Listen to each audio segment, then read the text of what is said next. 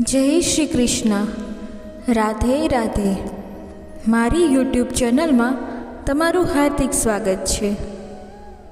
દર્શક મિત્રો, વિડીયો શરૂ કરતાં પહેલાં હું ભગવાન કૃષ્ણને પ્રાર્થના કરું છું કે હે કૃષ્ણ, જે પણ ભક્ત આ અમૃતવાણી સાંભળી રહ્યા છે તેમના જીવનમાં હંમેશા તમારી કૃપા બની રહે. મિત્રો, જો તમે પણ ભગવાન શ્રી કૃષ્ણ પ્રત્યે તમારો પ્રેમ અને શ્રદ્ધા પ્રગટ કરવા માંગતા હો તો કોમેન્ટમાં જય શ્રી રાધે કૃષ્ણ અવશ્ય લખો અને એક લાઈક અવશ્ય કરો. સાથે જ જો તમે હજી સુધી અમારી ચેનલને સબસ્ક્રાઈબ ના કરી હોય તો તરત સબસ્ક્રાઈબ કરો અને બેલ આઇકન દબાવો, જેથી અમારા નવા પ્રેરણાદાયક વિડીયો તમારા સુધી સૌથી પહેલાં પહોંચે. તો ચાલો મિત્રો, આ સકારાત્મકતાથી ભરેલી આ અદ્ભુત યાત્રા શરૂ કરીએ, જે તમારા દિલને સ્પર્શી જશે. શ્રી કૃષ્ણ કહે છે કે જે વીતી ગયું છે તેના માટે શોક ન કરો અને જે આવનારું છે તેની ચિંતા ન કરો.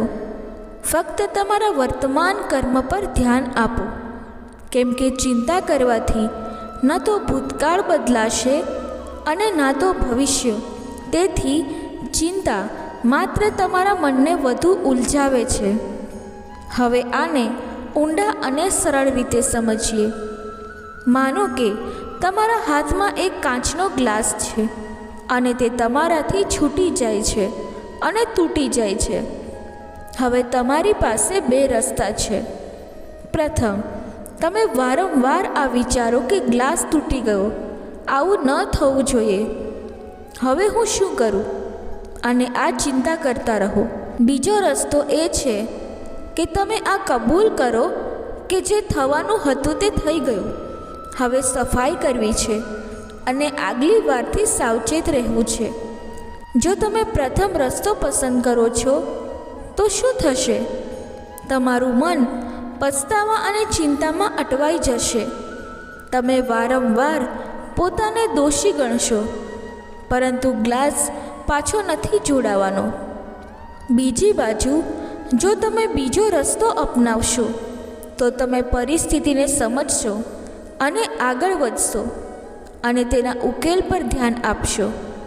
હવે તેને બીજા ઉદાહરણથી સમજીએ. એકવાર એક મુસાફર જંગલમાં રસ્તો ભટકી ગયો. તેની પાસે બે રસ્તા હતા. પ્રથમ, તે ચિંતામાં બેસી જાય અને વિચારે કે હવે હું અહીંથી કેવી રીતે નીકળું? જો કોઈ જંગલી જાનવર આવી ગયું તો હું શું કરીશ? બીજા રસ્તા મુજબ તે શાંતિથી વિચારે અને ધીરજ રાખીને આસપાસના સંકેતોને જુએ અને ધીમે ધીમે બહાર નીકળવાનો કોઈ રસ્તો શોધે. જો તે ચિંતામાં જ ડૂબી જશે તો તેનું મન વધુ ઉલઝાઈ જશે, પણ જો તે ધીરજ રાખીને વિચારશે તો તેને રસ્તો જરૂરથી મળશે. શ્રી કૃષ્ણ ભગવદ્ ગીતામાં કહે છે કે કર્મ કરો, ફળની ચિંતા ન કરો. આનો સીધો અર્થ એ છે કે આપણે આપણા કર્મ પર ધ્યાન આપવું જોઈએ, પરંતુ તેના પરિણામની ચિંતામાં મન ઉલઝાવવું જોઈએ નહીં. ચિંતાથી ન તો સમય પાછો આવે છે અને ન તો ભવિષ્ય સારું બને છે. એટલે જ્યારે પણ કોઈ ચિંતા આવે તો પોતાને પૂછો, શું મારી ચિંતાથી કંઈ બદલાવ આવશે? જો જવાબ ના હોય તો ચિંતા છોડો અને ઉકેલ શોધો. હવે આ વાર્તાને સમજવા માટે એક સરળ ઉદાહરણ તરફ જઈએ. માનો કે એક વ્યક્તિ હંમેશા આ વાતની ચિંતા કરે છે કે જો મારી નોકરી ચાલી જશે તો શું થશે? જો હું બીમાર પડી જઈશ તો શું થશે? જો ભવિષ્યમાં કંઈક ખરાબ થઈ જાય તો શું થશે? તે દિવસ રાત આ જ ચિંતાઓમાં ડૂબેલા રહે છે અને પોતે હંમેશા તણાવમાં રહે છે. ધીરે ધીરે તેની ઊંઘ બગડવા લાગે છે, તેનું મન બેચેન રહે છે અને તેનું શરીર પણ નબળું થવા લાગે છે. તે ના તો સારી રીતે ખાઈ શકે છે, ના તો આરામથી જીવી શકે છે. તમે જ વિચારો, શું તેની ચિંતાએ ભવિષ્યને બદલી દીધું? શું આથી તેની નોકરી સુરક્ષિત થઈ? શું તેની તંદુરસ્તી સુધરી? નહીં. વાસ્તવમાં તેની ચિંતાએ તેને માનસિક અને શારીરિક રીતે વધુ નબળું બનાવી દીધું. બરાબર તેવું જ છે જેમ કે કોઈ વ્યક્તિ પોતાના ખભા પર વજન લઈને ઊભા હોય છે અને વિચારે કે જો મેં તેને નીચે મૂકી દીધું તો શું થશે, પરંતુ તે તેને મૂકતો નથી અને ધીરે ધીરે તેની પીઠ વધુ દુખવા લાગે છે. ચિંતા માત્ર મન પર જ નહીં પરંતુ શરીર પર પણ અસર કરે છે. જ્યારે કોઈ વ્યક્તિ ખૂબ ચિંતા કરે છે ત્યારે તેના શરીરમાં તણાવના હોર્મોન જેમ કે કોર્ટિઝોલ વધે છે. આથી તેનું હૃદય જોરથી ધબકવા લાગે છે, બ્લડ પ્રેશર વધે છે અને ધીરે ધીરે તેની રોગ પ્રતિરોધક ક્ષમતા નબળી થવા લાગે છે.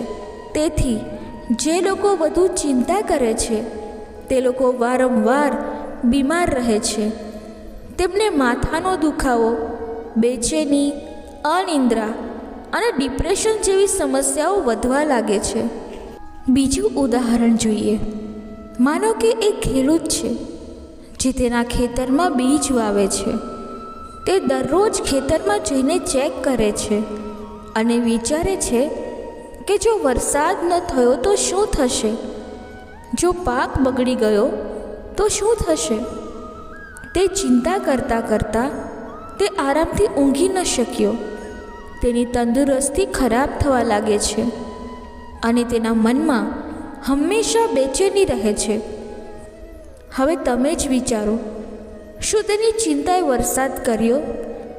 શું તેની ચિંતાએ પાકને બચાવી લીધું? નહીં, પરંતુ ચિંતાએ તેને માનસિક અને શારીરિક રીતે નબળું બનાવી દીધું. શ્રી કૃષ્ણ આપણને શીખવે છે કે આપણે ચિંતાના બદલે કર્મ પર ધ્યાન આપવું જોઈએ. જો ખેડૂત બીજ વાવવા પછી ચિંતાને બદલે ખેતરની સાચવણીમાં ધ્યાન આપે, જમીનને ફળદ્રુપ બનાવે, યોગ્ય સમયે પાણી આપે તો તેનો પાક સારો થશે. બરાબર આ જ રીતે જો આપણે ભવિષ્યની ચિંતા કરવાના બદલે આપણા વર્તમાન કાર્ય પર ધ્યાન આપીએ તો આપણું ભવિષ્ય સારું રહેશે. જ્યારે પણ ચિંતા આવે તેને તમારા પર હાવી ન થવા દો. ધ્યાન અને પ્રાણાયામ જેવી પદ્ધતિઓ અપનાવો. તમારા મનને શાંત કરો અને જે સમસ્યા છે તેનો ઉકેલ શોધો. જો ઉકેલ ન મળે તો ઓછામાં ઓછું આ સમજવું કે ચિંતા કરવાથી કશું નહીં બદલાય, પરંતુ તમારું જ નુકસાન થશે. ચિંતાનો માહોલ એ છે કે જેમાં તમે જેટલા વધુ વિચારો છો તેટલું જ વધુ મૂંઝવણમાં મુકાશો. પરંતુ જો આપણે શ્રી કૃષ્ણના બતાવેલા માર્ગ પર ચાલીએ અને મનને શાંત રાખીએ તો ના માત્ર આપણું મન હલકું રહેશે પરંતુ આપણું શરીર પણ સ્વસ્થ રહેશે. એટલે જ તો ચિંતા નહીં, ઉકેલ શોધો. મનને શાંત રાખો અને જીવનને શાંતિથી જીવો. આ જ શ્રી કૃષ્ણની સાચી શીખ છે. શ્રી કૃષ્ણ કહે છે, જે થાય છે તે સારા માટે થાય છે, તો વધુ ચિંતા ન કરો. જીવન એ એક એવું પુસ્તક છે જેની દરેક પંક્તિનો અર્થ તાત્કાલિક સમજાતો નથી, પરંતુ જ્યારે આપણે સમગ્ર વાર્તા વાંચીએ ત્યારે આપણે સમજીએ છીએ કે દરેક ઘટના આપણને એક મોટા હેતુ તરફ લઈ જવા માટે હતી. એક છોકરો હતો જેને પેઇન્ટિંગનો ઘણો શોખ હતો, પરંતુ તેના માતા પિતા ઈચ્છતા હતા કે તે એક એન્જિનિયર બને. તેણે એન્જિનિયરિંગની શિક્ષા શરૂ કરી દીધી, પરંતુ તેના મનમાં હંમેશા કળાને લઈને એક બેચેની રહેતી. તે હંમેશા વિચારતો કે મારે જે કરવું હતું તે કેમ ન કરી શક્યો? તેમ છતાં તેણે પોતાનો અભ્યાસ પૂરો કર્યો અને આગળ વધ્યો. કેટલાક વર્ષો પછી તેને એક એવી નોકરી મળી જેમાં એન્જિનિયરિંગ અને કળા બંનેની જરૂર હતી. ત્યારે તેને સમજાયું કે જો તેણે માત્ર પેઇન્ટિંગ પર ધ્યાન આપ્યું હોત તો કદાચ આ અવસર તેને ક્યારેય ન મળ્યો હોત. આપણા જીવનમાં પણ આવું જ થાય છે. જ્યારે કોઈ વસ્તુ આપણા મન પ્રમાણે નથી થતી ત્યારે આપણે દુઃખી થવા લાગીએ છીએ, પરંતુ આગળ જઈને એ જ ઘટના આપણા માટે વરદાન સાબિત થાય છે. માનો કે કોઈ વ્યક્તિ ટ્રેન પકડવા માટે દોડે છે, પરંતુ ટ્રેન છૂટી જાય છે. તે ગુસ્સો અને દુઃખ અનુભવે છે, પરંતુ પછી તેને ખબર પડે છે કે જે ટ્રેનમાં તે જવાનો હતો તે ટ્રેનનો અકસ્માત થયો. ત્યારે તેને સમજાય છે કે ટ્રેન છૂટવી તેના જીવન માટે કેટલી અગત્યની હતી. શ્રી કૃષ્ણ હંમેશા શીખવે છે કે દરેક ઘટના એનો અર્થ તાત્કાલિક નથી સમજાતો, પરંતુ ભગવાન પર વિશ્વાસ રાખો કે જે થાય છે તે કોઈ કારણસર થાય છે અને તમારી મંગળકારી માટે થાય છે. જ્યારે આપણે આ વિચારને સ્વીકારીએ છીએ ત્યારે આપણા જીવનની ચિંતાઓ ઓછી થઈ જાય છે અને આપણે આપણા દરેક અનુભવને ખુલ્લા દિલથી સ્વીકારીએ છીએ.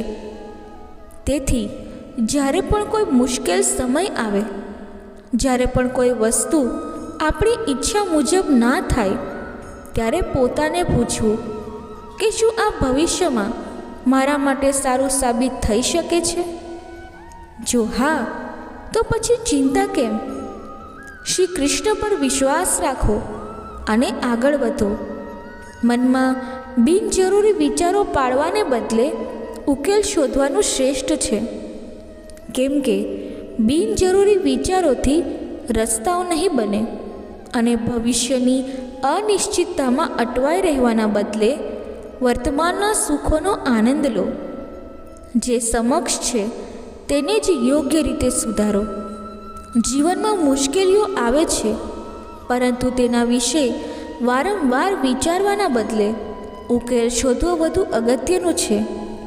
વધુ વિચારવાથી નાની સમસ્યાઓ પણ મોટી લાગે છે. મન શાંત રાખશો તો ઉકેલ આપોઆપ દેખાશે. વિચારોનો બોજ જેટલો વધશે તેટલી મનની સ્થિરતા ઓછી થશે. હળવા રહેવા માટે બિનજરૂરી ઉલઝનોથી દૂર રહો. જે થયું છે તેને બદલી શકાતું નથી અને જે થશે તેને સંપૂર્ણ રીતે રોકી શકાતું નથી. તો તેના વિશે પોતે ચિંતા કરવાનો શું હેતુ? મુશ્કેલ સમયમાં વારંવાર નકારાત્મક વિચારોથી મન ભારે બને છે. ધીરજ રાખો. દરેક અંધકાર પછી પ્રકાશ આવે છે. કોઈ વસ્તુ અંગે વધુ વિચારવાથી ઉકેલ નહીં મળે, પરંતુ મન વધારે અસ્થિર થઈ જાય છે. થોભીને વિચારશો તો ઉકેલ જરૂર મળશે.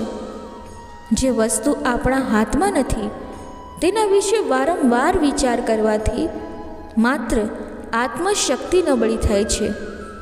સીમિત વિચાર રાખો અને સંતુલન બનાવો.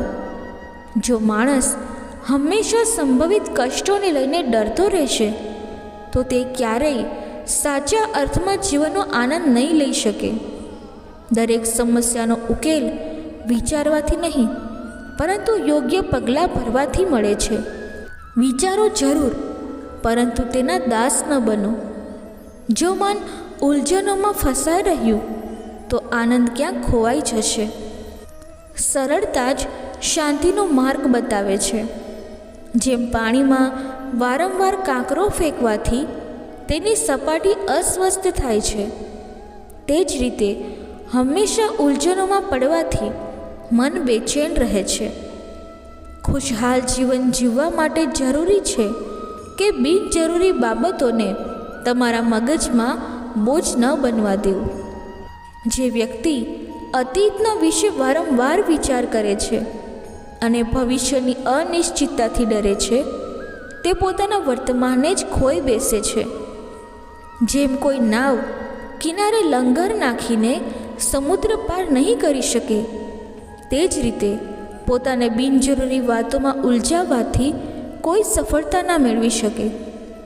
શ્રેષ્ઠતા ત્યાં હોય છે જ્યાં મન હળવું હોય. પોતાને હંમેશા વિચારોમાં ન ઉલઝાવી રાખો.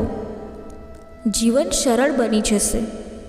જે મન હંમેશા ઉલઝનોમાં ઘેરાય છે તે ક્યારેય ઉકેલ સુધી ન પહોંચી શકે. જેમ ધૂંધળા કાચમાં કંઈ સાફ ન દેખાય, તે જ રીતે વધુ વિચારવાથી સાચી દિશા ન દેખાઈ શકે. તમારા મનને બોજમાંથી મુક્ત કરો, જેથી જીવનનો માર્ગ સ્પષ્ટ થઈ શકે. દર્શક મિત્રો, અમૃતવાણી બોલતી વખતે જો મારાથી કોઈ ભૂલ થઈ હોય તો હું ક્ષમા માગું છું અને આશા રાખું છું કે તમને આ અમૃતવાણી પસંદ આવી હશે. જો આ અમૃતવાણી તમને પસંદ આવી હોય તો વિડીયોને લાઈક કરી ચેનલને સબસ્ક્રાઈબ જરૂરથી કરી લેજો અને કમેન્ટ બોક્સમાં જય શ્રી રાધે કૃષ્ણ અવશ્ય લખજો. ધન્યવાદ. જય શ્રી કૃષ્ણ. રાધે રાધે.